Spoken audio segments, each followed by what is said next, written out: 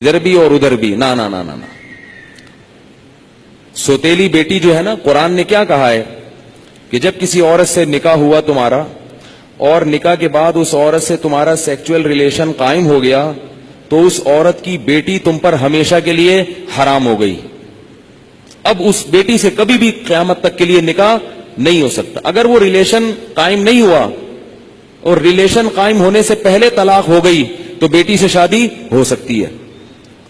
قرآن کی اس آیت سے فقہاء نے، امام ابو حنیفہ نے اور ان کے شاگردوں نے اور بہت سارے تابعین نے استدلال کیا ہے کہ اسلام میں ایک وقت میں جس عورت سے ریلیشن ہوا اس کی ماں سے، اس کی بیٹی سے ریلیشن نہیں ہو سکتا، نہ حلال، اور حرام تو ویسے ہی حرام ہے، حلال ریلیشن بھی نہیں اب ہو سکتا۔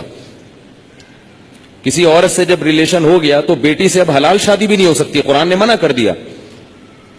کسی عورت سے اگر خدا نخواستہ زنا ہو گیا، اب اس عورت سے تو شادی ہو سکتی ہے، اس کی ماں سے یا اس کی بیٹی سے شادی نہیں ہو سکتی۔ خوب سمجھ لیں یہ مسئلہ اچھی طرح سے۔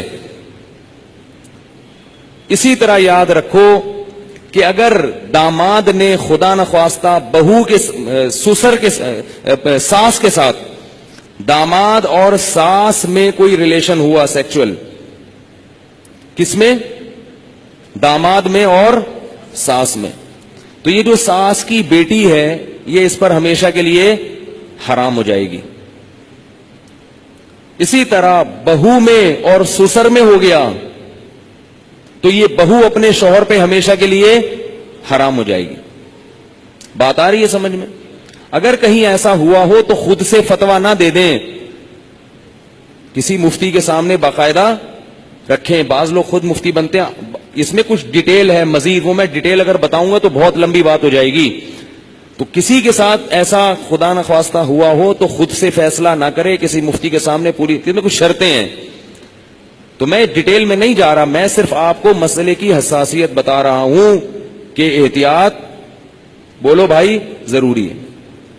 کن رشتوں سے احتیاط ضروری؟ سگی بیٹی سے احتیاط ضروری، بیٹے کا اپنی ماں سے احتیاط ضروری، ساس سے احتیاط ضروری، داماد سے احتیاط ضروری۔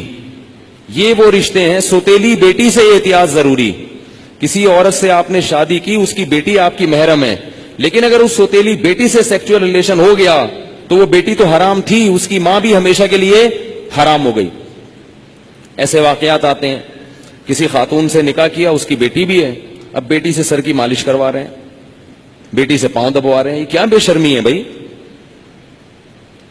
جوان بیٹی سے جو ہے نا وہ پاؤں دبوا رہے ہیں، سر کی مالش کروا رہے ہیں، اور بہت سارے ایسے واقعات آتے ہیں، فون آتے ہیں کہ جی جوان بیٹی تھی، اس سے ایسے میں کر رہا تھا تو مجھے شہوت پیدا ہو گئی، میں کیا کروں؟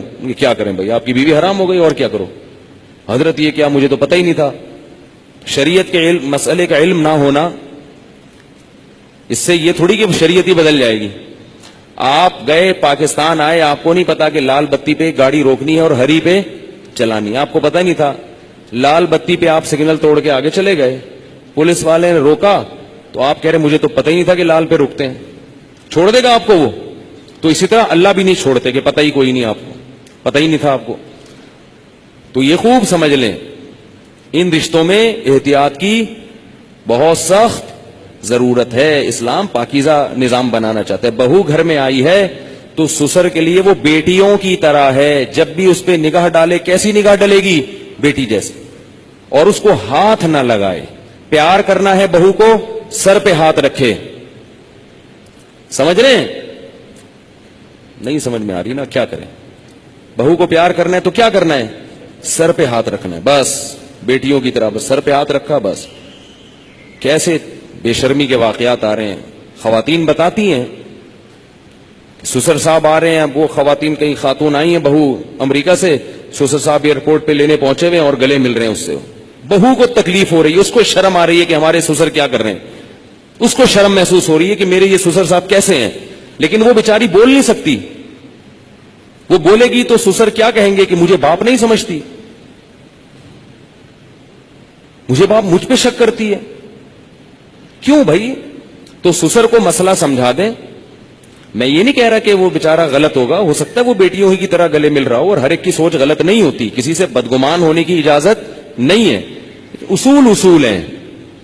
بھائی 100 آدمیوں میں سے ایک اگر غلط ہوگا تو اس ایک غلط کے شر سے بچانے کے لیے مزید 99 کو بھی منع کیا جائے گا. الحمدللہ ہمارے گھروں میں خیر غالب ہے. سسر بہو کو بیٹیاں کی طرح سمجھتے ہیں, بہویں سسر کو باپ کی طرح سمجھتی ہیں. ہمارے معاشرے میں ابھی شر کا عنصر کم ہے, خیر اس معاملے میں الحمدللہ غالب ہے, مگر یہ غالب ہی رہے تو اچھا ہے. اگر یہ بے احتیاطیاں ہوئیں تو خیر کم ہو جائے گی اور شر غالب آ جائے گی.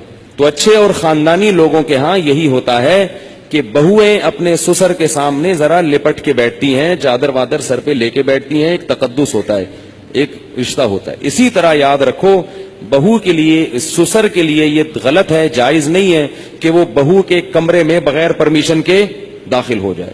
یہ بھی ہوتا ہے. سسر صاحب کیا کرتے ہیں, شادی ہوئی ہے, دروازہ کھول کے بہو کے کمرے میں گھس گئے. وہ بیچاری کس حال میں بیٹھی ہوئی ہے, کس حال میں لیٹی ہوئی, اس کو غصہ آتا ہے تو کہتے ہیں میں باپ ہوں, میں بھی پرمیشن لے کے آؤں.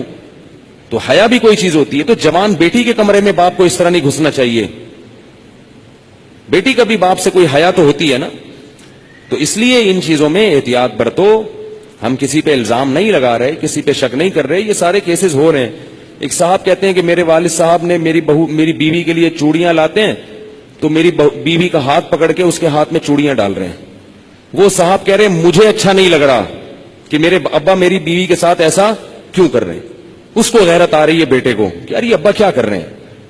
کہہ رہے لیکن ابا کو بولو تو ابا کیا کہیں گے, مجھ پہ شک کر رہا ہے, مجھ پہ شک کرتے ہو, میں کوئی برا آدمی ہوں, میں کوئی ایسا ہوں.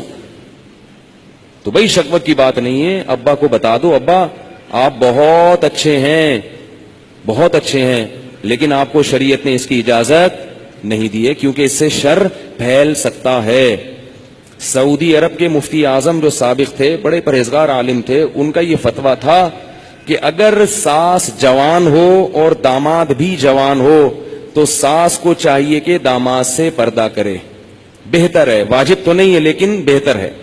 اسی طرح اگر سسر بالکل جوان ہو اور بہو بھی بالکل جوان ہو تو بہو کو چاہیے کہ وہ سسر سے اس زمانے میں پردہ کرے. تو ہم یہ تو نہیں کہہ رہے کہ پردہ کرے, ہم تو آسانی دے رہے ہیں. پردہ نہیں بھی کرتی تو کم از کم احتیاط لازمی کرے.